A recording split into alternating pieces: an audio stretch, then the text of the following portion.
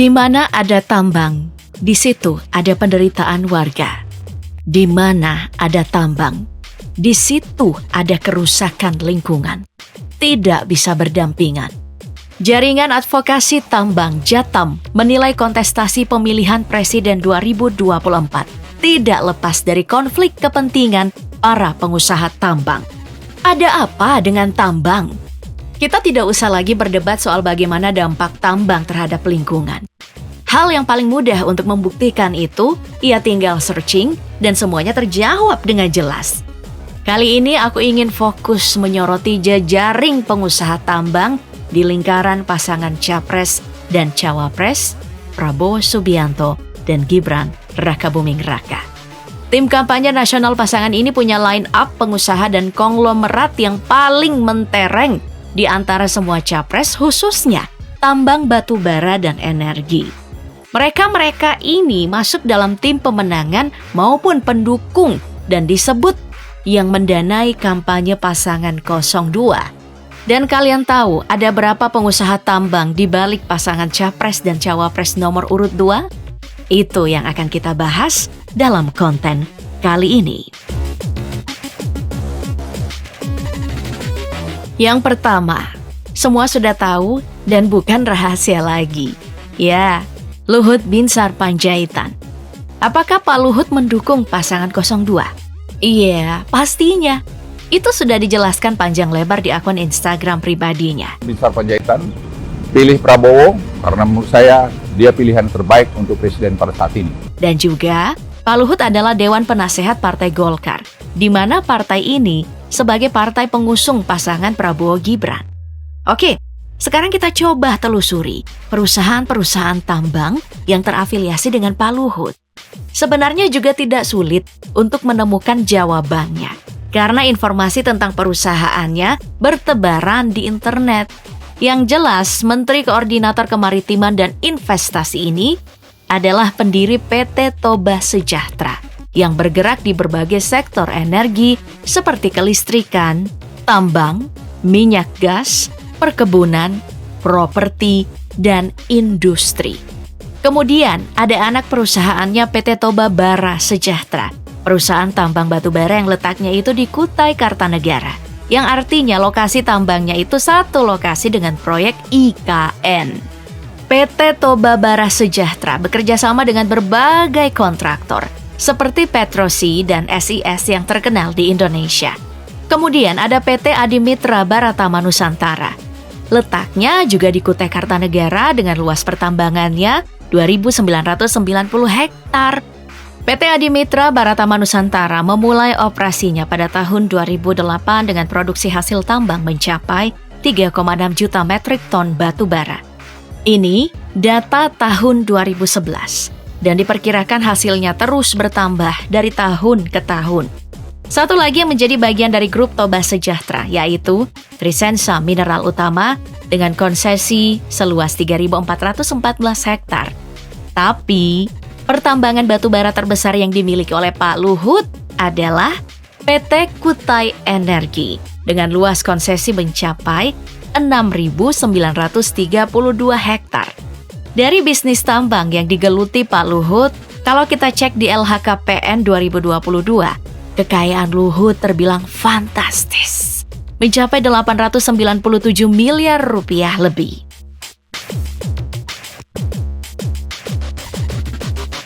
Selanjutnya ada Abu Rizal Bakri. Mungkin sejauh yang kita tahu, beliau hanya pemilik TV One. Tapi kalau masih ingat dengan tragedi lumpur Lapindo, perusahaan PT Lapindo Brantas yang bergerak di bidang migas yang disebut bertanggung jawab dalam tragedi ini adalah perusahaan milik Abu Rizal Bakri. Selain PT Lapindo Brantas, mantan Menteri Koordinator Bidang Perekonomian Republik Indonesia ini juga punya bisnis pertambangan.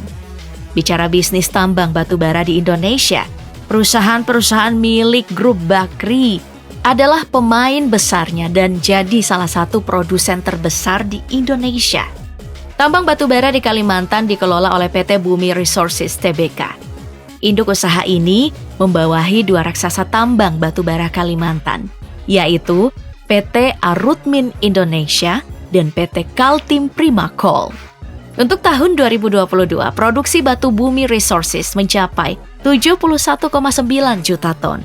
Jumlah ini menjadikan perusahaan milik Abu Rizal Bakri masuk dalam daftar 9 perusahaan produksi terbesar dunia tahun 2022. Grup Bakri juga mengelola konsesi tambang batubara lainnya lewat PT Bumi Resources Mineral Tbk, BMRS, yang kepemilikan sahamnya juga masih terafiliasi dengan Bumi. Beragam mineral ditambang, termasuk tembaga, emas, dan seng. Lalu berapa pendapatan dari PT Bumi Resources? Fantastis. Nilainya itu sebesar 8,53 miliar US dollar untuk tahun 2022 atau sekitar 128,5 triliun rupiah. Soal posisi Abu Rizal Bakri ini di tim pemenangan nasional Prabowo Gibran, dia adalah Dewan Pembina. Abu Rizal Bakri juga adalah Ketua Dewan Pembina Partai Golkar. Yang juga tidak bisa dilewatkan untuk dibahas adalah Hashim Joyo Hadi Kusumo, adik Prabowo Subianto.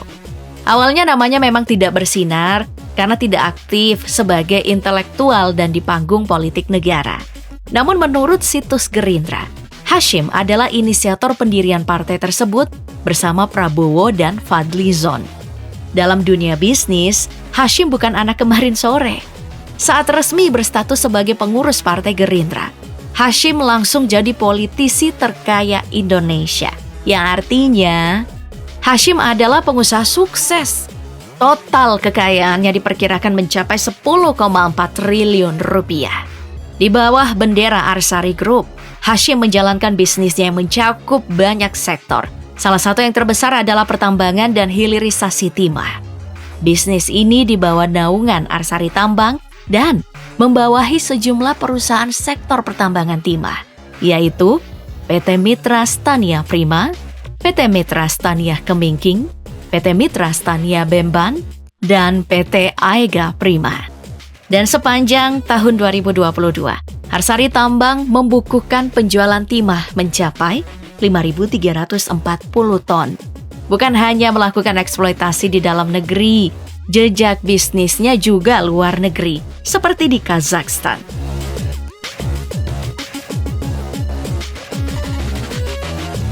Nama Erick Thohir juga tidak bisa disepelekan dalam jajaran orang yang ada di belakang Prabowo Gibran setelah mendeklarasikan diri pada 3 Februari 2024. Kita semua tahu bagaimana bisnisnya berjalan. Bersama dengan kakaknya Garibaldi Thohir, ia mengendalikan PT Adaro Energi Indonesia Tbk, sebuah perusahaan batubara yang berbasis di Indonesia. Ini adalah perusahaan penghasil batubara terbesar kedua di Indonesia. Bahkan saat ini, PT Adaro juga salah satu perusahaan yang menguasai kapitalisasi pasar batubara di Indonesia. PT Adaro Energi Tbk punya banyak anak perusahaan yang bergerak di bidang pertambangan dan perdagangan batubara, infrastruktur, logistik batubara, kontraktor pembangunan, serta kegiatan pembangkit tenaga listrik. Namun, sejak dilantik sebagai Menteri BUMN Indonesia, Erick Thohir tidak lagi aktif di perusahaan ini.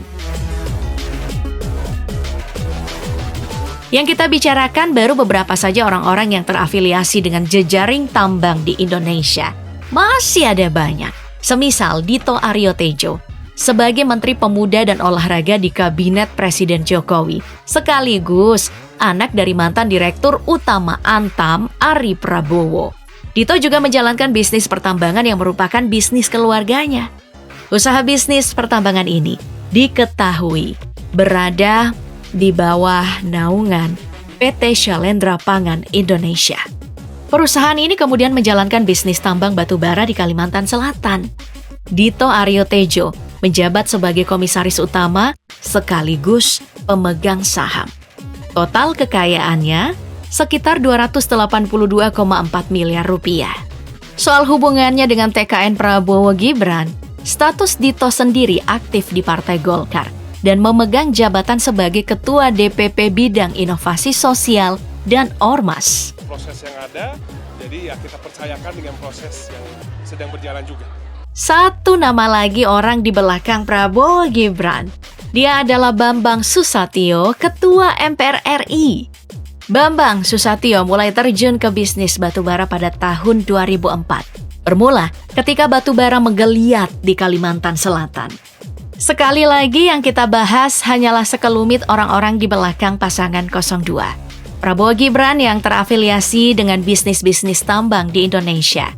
Soalnya, menurut catatan Jatam, oligarki tambang di lingkaran Prabowo Gibran ada 22 orang, termasuk Ketua Tim Kampanye Nasional Rosan Ruslani, Wisnu Wardana, pendiri PT Indika Energi Tbk, salah satu perusahaan energi terbesar di Indonesia, dan Kaisang Pangarep, yang disebut memegang saham batubara di Indonesia.